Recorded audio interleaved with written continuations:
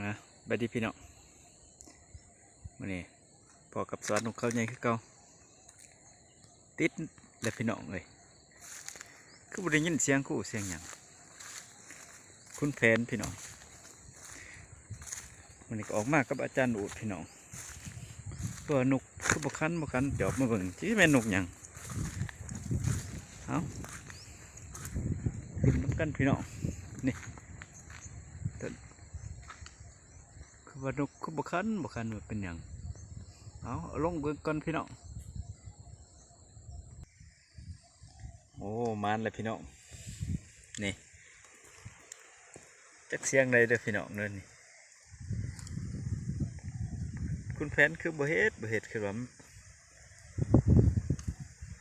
มานพี่น้องเอ้ยปุ๊ดแหละเอาขึ้นต้นเก่าพี่น้องนี่ต้นเสือกบ่มีใบดอกพี่น้องเดียวหล่นสภาพไม้ก็ดินกยัวอยู่พี่น้องสภาพไม้ก็ดิต้นไม้มีแต่สูงพี่น้องให้มันเขานี่เป็นหน้า6-7 ไร่ท่านดอกพี่น้องก็มีแต่ให้มันหลุดน้ำกันพี่น้องเดี๋ยวจับขาเลยเด้อมันพี่น้องเอ้ยจากนกเสียงไรสัมหลังจากมาแต่หาคุณแผนพี่น้องนี่คุณแผนใส่สิญางไปเบิ่งจะน้องให้ได้ยินจันอุดโทรบอกว่านกเขาน้องให้เลยนกปลาครับอันน่ะนกก็คู่ใส่กันอยู่พี่น้องนกปลากระมิดร่องยางไปเบิ่งพี่น้องเป็นจะได้เป็นแต้มที่2บ่พี่น้องนี่โดนน้ำกันพี่น้อง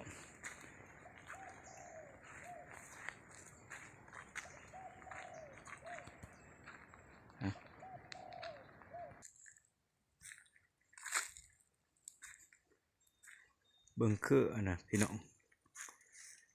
คือสินนในพะเนียดแม่นบ่พี่น้อง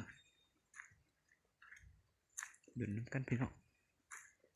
เรียบร้อยพี่น้องเอ้ยเรียบร้อยเห็นหัวเลยพี่น้องของบนมีดินนี่โอ้หวานพี่น้องเอ้ยมานี่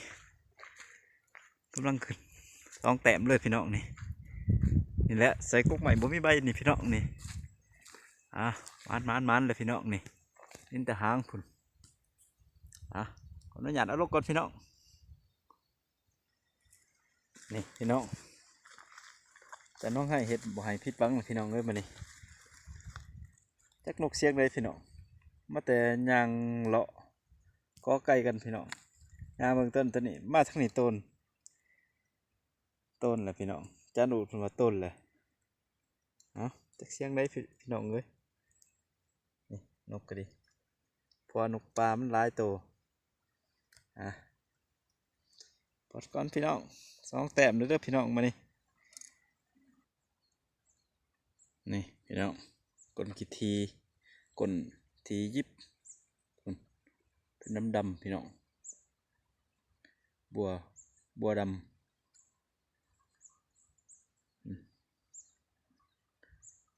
เบิ่งเข้าจำตาปิดเลยพี่น้อง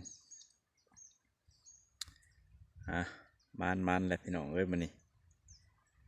บ่ผิดหวังเลยบ่ได้ออกด้นพี่น้องยังมันคือเก่าอยู่มาที่2พี่น้องจานหนุดมันก็สอกหาทางสิไปก้อนกเลยพี่น้องมาที่2ก็จะมีลมพี่น้องผมมาต่อนกก็จะมีลมพี่น้องเสียบรรยากาศเป็นพี่น้องมาที่2นั่งสีไปเบิดเลยลมพี่น้องเลยสีเสียงหนาเขา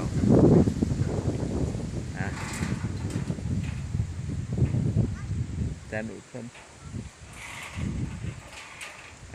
ก้อนนกก้อนพี่น้องตอนนี้ก็ได้เอานกขึ้นสำเร็จเลยพี่น้องนี่เอาขึ้นเบิด2 ตัวเลยพี่น้อง มีไก่กันแหละนี่จะน้องให้อยู่นี่จันอูดอยู่ด้านพี่น้องอ่ะไปลบก่อนพี่น้องหลุดน้ำกันมีนกปลาบ่มิดอยู่ได้ยินแต่เสียงลมพี่น้องเอาตอนนี้ก็นกลงแล้วพี่น้องสิใหญ่ไม้ไหมบ่มีนกพี่น้องมานี่จะนุดผลกระปดมาเลยพี่น้องพอกันไม้ไหมพี่น้องโอ้หมุนปลามากพี่น้องหมุนปลามันมาแต่ด่านโน่นมาเจอทงหน้านี่บุเคยเข้ามาจะเจอพี่น้องนี่น่าหอมเลยหนึ่งแค่สวนมันเขาพี่น้องนี่มีที่สวนมันเขาเบิกใหม่ตะกี้ปลาตึ๊บเลยพี่น้องหน้านี่กำลังนะเฮ็ดปีนี่เลยพี่น้องเลยก็นกขึ้นเบิดเลยนี่เอาขึ้นนี่คุณแผนลุ้นกันพี่น้องเป็นจะได้ปลาสีขาวห่วมบ่ลุ้นกันได้พี่น้องเด้อหลังจากยานไปบูปลามันไปพี่น้องนกปลากระโบสูมีอยู่หากนกปลาโบสูพี่น้องนกปลา2 คู่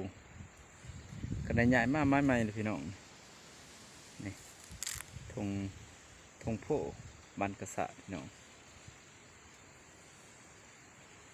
ภาพไม้กระแหงเม็ดเห็นนกปลาบินขึ้นอยู่หักเม็ดอยู่พี่น้องเลยบริเงินขันชิลมๆจังหน่อยตอนนี้ก็เหมือน3 โมงลุ้นนับกันเด้อเพื่อจะได้พี่น้อง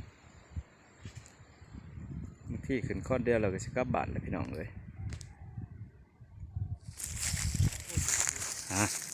จานดูดมาเลยพี่น้องไปลุ้นนับกันพี่น้องนกถือเป็นด้นๆเลยบ่เห็นพี่น้องหลุดน้ำกันพี่น้องนี่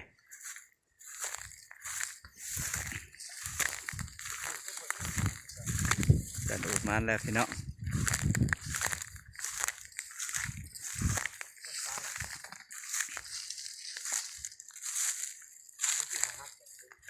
นกลูกบ่จัก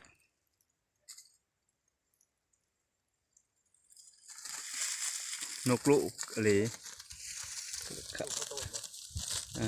นกลูกกำลังไล่ข้อออก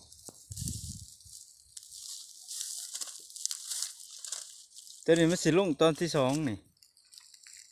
เหยียบเลยเนาะมันเลยลูกกับมันพี่น้องเกือบหลอดคน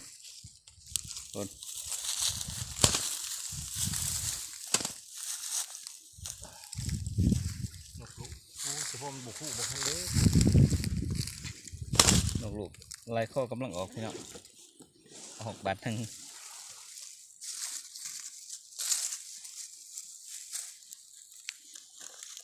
มาเลย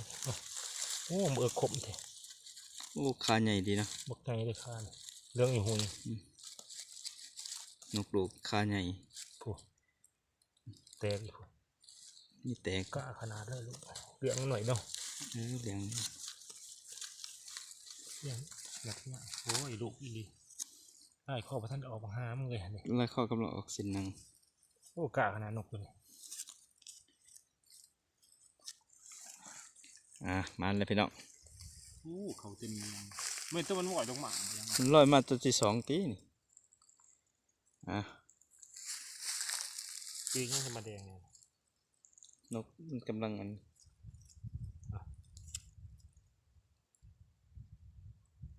ตาเด็กสิไปเลี้ยงเลยพี่น้องมัน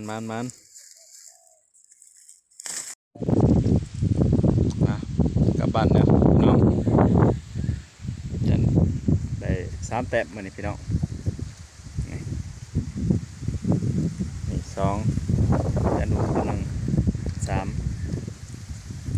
กลับบ้านเลยพี่น้องลบพี่น้องเลย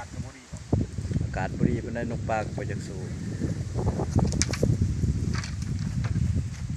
ฝากกดติดตามเลยพี่น้อง คนมัดอยู่พี่ไม่เช่า บายดี